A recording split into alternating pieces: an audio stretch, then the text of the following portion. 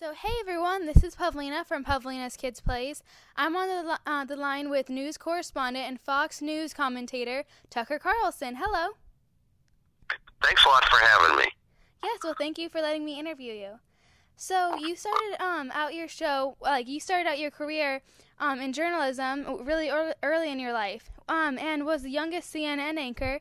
Did you always know that you wanted to do this, and did anyone inspire you?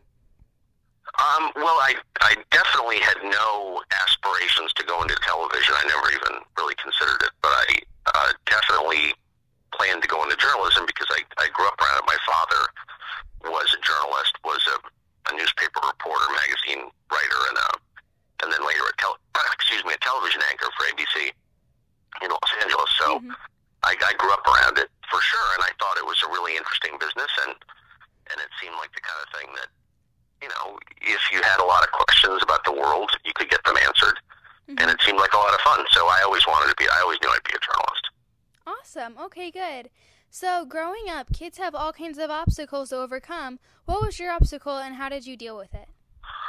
Oh, well, I had a pretty happy life, I would say. You know, my parents got divorced, but that I think is, I guess, unfortunately pretty common. My main obstacle I had to overcome was my own laziness. You know, I didn't really understand that hard work was not only essential to succeeding, but also essential to being happy. You're not happy unless you're really absorbed in something and working hard at it. And I didn't understand that, and I spent my entire young life being incredibly lazy, just not, trying my best not to do anything I didn't feel like doing. And it really was only till it was late. I mean, I was almost through college when I had a summer job working in a baked bean factory in Maine, and I discovered that working hard made me happy, and that was a huge revelation for me. I think it sounds kind of obvious. I'm sure you've already figured it out, but I didn't know that. Okay. Well, so what's been your toughest assignment in your career, and how did you make it all work out okay? Well, I've had some assignments that definitely didn't work out okay. I mean, I've been fired, a couple of times. But I guess the one thing I've learned is that, some of the things you think are disasters are actually probably pretty good for you in the end. Yeah. So, getting fired was actually a great thing for me. I got fired from MSNBC, and I was, of course, upset about it at the time, but in the end, it was a great thing for me. It really was. I wound up starting the Daily Caller, which was the most interesting thing I've ever done, and I ended up learning a lot about myself, and it was great. So, I mean, I would say it's really out of the unpleasant things that you learn the most about the world and yourself. Okay, good. So, I watched a speech on YouTube, and you said your feelings don't get hurt.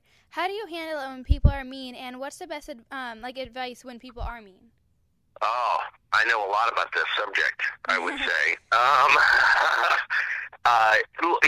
Here's the best advice. The best advice is to decide whose opinion you care about, and really only listen to those people. I mean, I listen to everybody. I read things every day that I disagree with. I talk to people I disagree with all the time. I hope I'm open to having my own ideas challenged. But the key is not to let people who you don't know have control over your emotions. So, in other words, if my wife or one of my children or a close friend of mine says, you're messing up, don't do this, I listen really carefully, and it affects me. But if someone I've never met before says, I hate you, I think to myself, well, okay, I'm sorry, but why do I care exactly? I mean, don't let people you don't know hurt your feelings.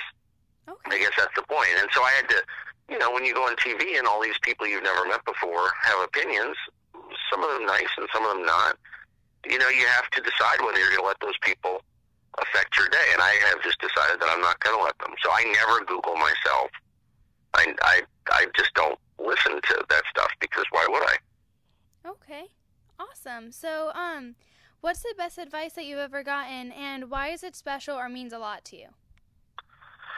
Well, on my father's 70th birthday, which was last year, we had dinner. I did with my dad, whom I love and respect, and my 4 children and our whole family. And someone said to my father, "You've lived 70 years. What have you learned?" And he said, "The one thing I've learned is don't sleep too much." Because it goes by so fast. So you think, well, I need 8 or 9 hours. No, you don't. You'll have plenty of time to sleep in the afterlife. So, live as fully as you can. And if you need to miss a little sleep doing it, that's fine. Don't be too self-indulgent. Don't waste any time. Things go much faster than you think they will. Mm-hmm. And so wring every last drop of life out of every single day. I guess it's obvious advice, but it's true, and I've tried to live by it. Okay, that's really good. So what are your upcoming plans? My upcoming plans, well, I never plan beyond today.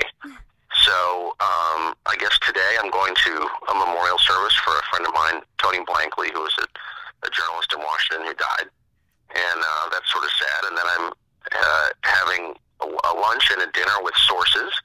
And my main plan is to write a story by the end of the week on something that I think is really interesting. So I try, in general, I try not to plan beyond the end of the day or at the end of the week at maximum, because you never know what's going to happen. So do just a good job today. Do the best job you possibly can every day.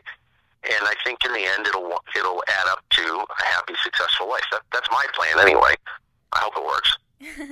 Yes. Well, okay. Well, thank you so much for talking to me. Well, it was great to talk to you, and you asked fantastic questions, and I hope you ask better questions than some of my reporters. You ask better questions than I do sometimes, so I hope you consider journalism. It's a really fun life. Okay, yes, I will. So thank you so much. Thank you so much. See ya. Okay.